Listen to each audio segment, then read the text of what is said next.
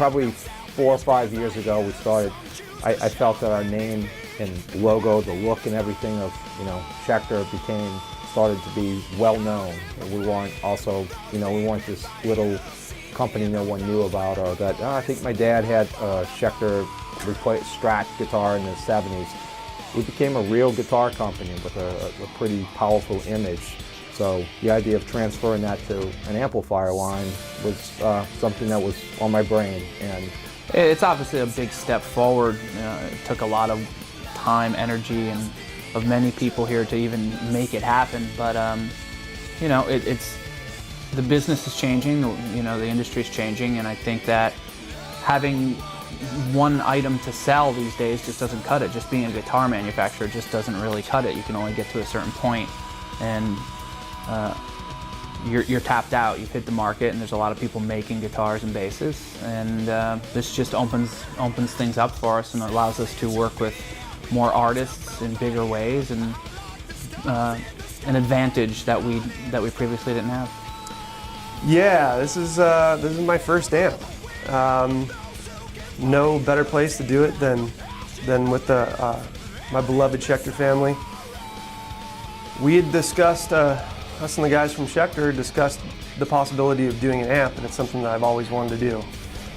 So I thought there's definitely no better place to do it than here with the passion and quality that is, expected at Schecter.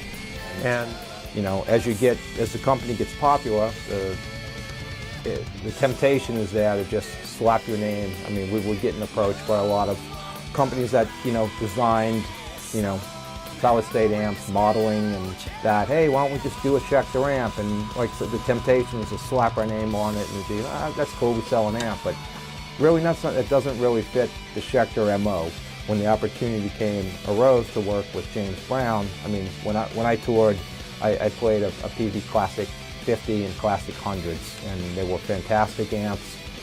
Never caught on great, but I mean, I abused and destroyed those amps, and they worked every night and sounded great. And James Brown designed those, and when we had the opportunity to work with him on his project, it just like the stars were aligned. It's like, and then it was just an absolute bonus when we found out that James Brown would be part of the process. He designed amps like the 5150, worked with PV and stuff, some of my favorite sounding amps of all time. Hi, I'm James Brown, design engineer with Amp Tweaker. And the Schecter guys asked me to do a little recording here to talk about some of the cool things about the new Hellwind amplifier that I recently helped them work on for Sinister Gates from Avenged Sevenfold. When we got together, we basically built a prototype tone standard out of an amalgamation of different amps and stuff that I had done, and spent quite a bit of time tweaking on that to get the tone exactly like he wanted. So, I mean, it's just slowly progressed over the course of a year and a half or whatever it's been. We went out and designed it in Cincinnati and had a lot of fun doing that. He's an amazing man. We brought in just a ton of great amps, and we picked characteristics that we liked and pointed out the characteristics that I didn't like, as well. Yeah, I just play at full volume, go crazy, and if there's a little kind of discrepancy or something that I heard that I didn't like, I just go through it, and in layman's terms is a compliment. It wasn't even that good of a communication that I tried to provide for him to, kind of let him know what the fuck I was hearing or thinking about. But he figured it all out and in a great amount of time. It just sounds unbelievable. And I know it sounds a little too good to be true, but it is for me. I mean, I'm sure a lot of people will have different preferences, but for me, it's absolutely perfect. It couldn't sound any better. It couldn't be tighter. It couldn't be more warm. It couldn't play better. And it's got a few extra bells and whistles that don't get too kind of techie, masturbatory, or get confusing, for lack of a better word.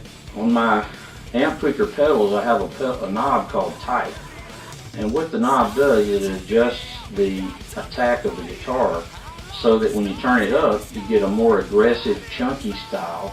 When you turn it down, you get a thicker, heavier sounding, tone like the detune guys really like.